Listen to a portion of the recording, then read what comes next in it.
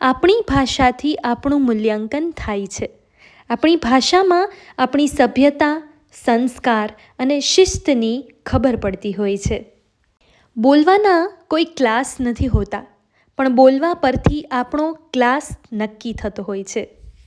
આપણા શબ્દો જ આપણા માલિક છે અને શબ્દો જ આપણા ગુલામ છે.